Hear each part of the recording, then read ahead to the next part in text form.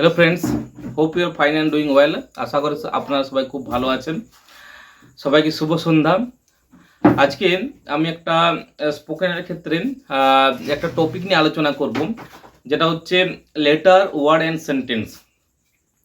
আমরা যারা spoken English শিখতে চাইছি কিন্তু বুঝে উঠতে পারছে না কোন টপিক দিয়ে স্টার্ট করব, তাদের জন্য, ফর বিগিনার্সদের জন্য।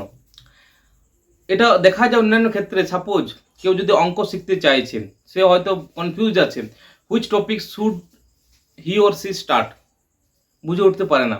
তো সেরকমই ইংলিশের ক্ষেত্রে, স্পোকেনের ক্ষেত্রে একদম বেসিক বা একটা বিগিনার্সদের জন্য যে টপিকটা, হয়তো এই টপিক দিয়ে স্টার্ট করলে একটা যে ক্লিয়ার কনসেপ্ট পাওয়া যাবে, সেটা হচ্ছে letter, word and sentence. Okay, letter, word and sentence. Letter আমরা বাংলাতে বলছি বর্ণ, ওয়ার্ডকে আমরা বলছি শব্দ, এবং সেন্টেন্সকে আমরা বলছি বাক্য। সবাই মোটামুটি জানি, আমরা যারা পড়াশোনার ভিতরে রয়েছি তারা আমরা সবাই জানি। ওকে, তো প্রথমে আলোচনা করা যাক লেটার। লেটার কি? ওকে, বা লেটার কতগুলো আছে ইংরেজিতে। ইংরেজি একটা ল্যাঙ্গুয়েজ। এটা কিভাবে শেখা যায়? যখন আমরা প্র্যাকটিস করি, হ্যাঁ না? যখন আমরা প্র্যাকটিস করি তখন কিন্তু আমরা এই ল্যাঙ্গুয়েজটা শিখতে পারি, আমরা অর্জন করি। এটা আমাদের মাদার টাং নয়, আমাদের মাতৃভাষা নয়, এটা আমরা একটা সেকেন্ড ল্যাঙ্গুয়েজ। এটা আমরা অর্জন করে, আমরা প্র্যাকটিসের মাধ্যমে, অভ্যাসের মাধ্যমে। ওকে, তো লেটার সম্পর্কে আমরা প্রথমে একটা ধারণা নেওয়ার চেষ্টা করি। সেটা হচ্ছে যে ইংরেজি ক্ষেত্রে যেমন আমরা যখন লিখি, সেক্ষেত্রে 26টি লেটার রয়েছে। 26টি কি রয়েছে? লেটার রয়েছে। এ থেকে জেড পর্যন্ত টোটাল 26টি লেটার রয়েছে, এবং একত্রে এগুলোকে কি বলা হচ্ছে? আলফাবেট বা বর্ণমালা। এ একটি লেটার বা বর্ণ, বি একটি লেটার বা বর্ণ, এরকম টোটাল 26টি কি রয়েছে? বর্ণ রয়েছে একত্রে, এবং এই একত্রে রয়েছে, এবং এটাকে বলা হচ্ছে আলফাবেট। আলফাবেট বা বর্ণমালা। ঠিক আছে? তো তারপর আমরা দেখি যে আমরা যখন লিখি, ফর রাইটিং এর ক্ষেত্রে আমরা দু ধরনের, ওকে, আমরা দু ধরনের রাইটিং ইউজ করি। সেটা হচ্ছে স্মল লেটার এবং capital letter. Capital and small, বড় হাতের লেখা, ছোট হাতের লেখা। ওকে, আবার কার্সিভও রয়েছে। তো ওটা রাইটিং এর ক্ষেত্রে আমরা ইউজ করি, কিন্তু স্পোকেনের ক্ষেত্রে বা উচ্চারণের ক্ষেত্রে আমরা কিন্তু ওটা ইউজ করি না, ওটা আমরা ইউজ করি না। ওকে, আবার লেটারকে আমরা যখন দেখি তখন এটাকে আবার দু ভাগে ভাগ করছি। এক হচ্ছে ভায়েল, সেকেন্ড হচ্ছে consonant. Vowel and consonant. Vowel আমরা এটাকে বলছি স্বরবর্ণ, কনসোনেন্ট আমরা এটাকে বলছি ব্যঞ্জন বর্ণ। ভায়েল কতগুলো রয়েছে? ভায়েল রয়েছে 5টি।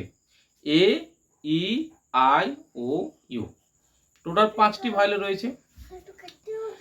এবং বাকি যে 21টি, সেটা হচ্ছে ব্যঞ্জন বর্ণ বা কনসোনান্ট। ওকে, একটা জিনিস মাথায় রাখতে হবে, যে কোনো ওয়ার্ড বা শব্দ তৈরি করতে আমাদের কিন্তু ভায়েল অতি অবশ্যই দরকার। Without vowel we can't make any word. আমরা কোনো ওয়ার্ড তৈরি করতে পারবো না। ঠিক আছে, একটা এক্সাম্পল নিই। Suppose M N, M consonant, N consonant. M এবং এন দিয়ে আমরা কি তৈরি করতে পারবো? কিছুই পারবো না, যতক্ষণ না আমরা একটা ভায়েল অ্যাড করব। হতে পারে আগে, হতে পারে মিডিলে, বা হতে পারে আফটার। ওকে, আমরা কিন্তু ভায়েল ইউজ করতেই হবে। তো যদি এম এন এর ভিতরে আমি যদি, বা মিডিলে আমি যদি এ ইউজ করি, তাহলে কি হয়ে যাচ্ছে? ম্যান। ম্যান মানে হচ্ছে মানুষ। PEN, pen. পেন মানে হচ্ছে কলম। তো আমরা যে কোনো ওয়ার্ড তৈরি করতে কিন্তু ভায়েল দরকারই আছে। With only consonant we can't make any word. Okay, আরেকটা টপিক আমাদেরকে বুঝতে হবে, আরেকটা ইনফরমেশন, সেটা হচ্ছে ডাব্লিউ এবং ওয়াই, এই দুটোকে আমরা সেমি ভায়েল বলি। ওয়াই সেমি ভায়েল বলি? কারণ এই দুটোর উচ্চারণ অনেক সময় আমরা ভায়েল এবং কনসোনেন্টের মতো করে থাকি বা হয়ে থাকে। তো এই নিয়ে একটা বিস্তারিত ভিডিও আমি আপনাদেরকে শেয়ার করব। তো এখন লেটার সম্পর্কে আমরা বুঝলাম, লেটার কতগুলো রয়েছে, ভায়েল কতগুলো রয়েছে, কনসোনেন্ট কতগুলো রয়েছে, একদম ফর বিগিনার্সদের জন্য এটা আমাদেরকে জানতে হবে। যেমন টেন্স, তারপর পার্টস অফ স্পিচ শেখার আগেও কিন্তু এইগুলোকে একটা ধারণা আমাদের থাকতে হবে বা জানতে হবে আমাদেরকে। লেটার আমরা বুঝলাম, এরপর আমরা আসি ওয়ার্ড বা শব্দ, বাংলাতে বলছি শব্দ। ওকে, তো শব্দ বা ওয়ার্ড কখন বলবো? শব্দ বা ওয়ার্ড যখন a group of letters, okay, come together and make a meaningful sense, that is called word বা শব্দ। যখন পাশাপাশি কয়েকটি বর্ণ একত্রে মিলিত হয়ে একটি অর্থপূর্ণ ভাব প্রকাশ করে, সেটা হচ্ছে শব্দ বা ওয়ার্ড। সাপোজ আমি এক্সাম্পল দিলাম পেন, PEN, পেন। এখানে 3টি লেটার রয়েছে, 2টো কনসোনেন্ট, একটি হচ্ছে ভায়েল। তো এই 3টি মিলে একটি শব্দ তৈরি করছে, that is pen. Mobile, MOBILE, mobile. Mobile কটি লেটার রয়েছে? MOBILE, ছোটি লেটার্স মিলে একটা শব্দ তৈরি করছে। ওকে, তাহলে এটা হয়ে যাচ্ছে শব্দ। আবার যেমন ওয়াটার, WATER, 5টি লেটার্স। এই 5টি লেটার্স একত্রে মিলিত হয়ে একটা শব্দ তৈরি করছে। তো শব্দ আমরা বুঝতে পারলাম যে যখন group of letters come together and make a meaningful sense, that is called word বা শব্দ, বুঝতে পারলাম। এবং লাস্ট টপিক, সেটা হচ্ছে সেন্টেন্স। সেন্টেন্স মানে কি? যেমন আমরা বুঝলাম ওয়ার্ডের ক্ষেত্রে when group of letters come together, সেরকম এটা when group of words come together and make a meaningful sense, okay, that is called sentence। যখন কতগুলো ওয়ার্ডস পাশাপাশি বসে একত্রে বসে একটা অর্থপূর্ণ ভাব প্রকাশ করে, সেটা হচ্ছে সেন্টেন্স বা বাংলাতে আমরা বলছি বাক্য। ঠিক যেমন একটা উদাহরণ দিই, দ্য কাউ ইজ গ্রেজিং গ্রাস, গরুটি ঘাস খাচ্ছে। গরুটি কি খাচ্ছে? ঘাস খাচ্ছে। এটা কি হয়ে যাচ্ছে? এটা একটা সেন্টেন্স।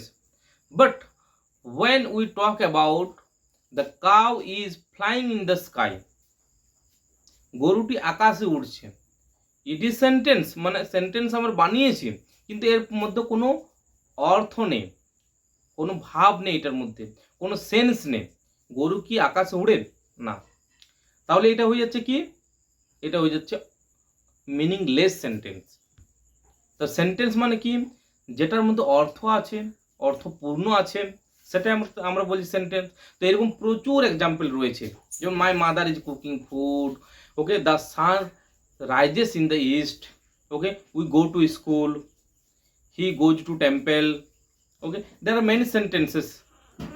সো আজকে এই পর্যন্ত আপনারা বুঝতে পারলেন যে লেটার, ওয়ার্ড অ্যান্ড সেন্টেন্স এর সঠিক মানে কি এবং কিভাবে আমরা বুঝবো। ফর বিগিনার্সদের জন্য এই টপিকটাই আমি মনে করছি, বিভিন্ন রকম বই আমি রিভিউ করে আমি বুঝতে পারলাম যে এই টপিকটি প্রায় বই রয়েছে। তো আমি এই টপিকটি নিয়ে আলোচনা করলাম। যারা বিগিনার্স ইংলিশ মানে ইংলিশ শিখতে চাইছেন, তো আমি বলবো অতি অবশ্যই এই টপিকটা প্রথমে কাভার করুন, দেখুন, বুঝুন, পারলে কন্ট্যাক্ট করুন আমার সাথে, আমি আপনাদেরকে হেল্প করব। Okay, thank you very much, thank you.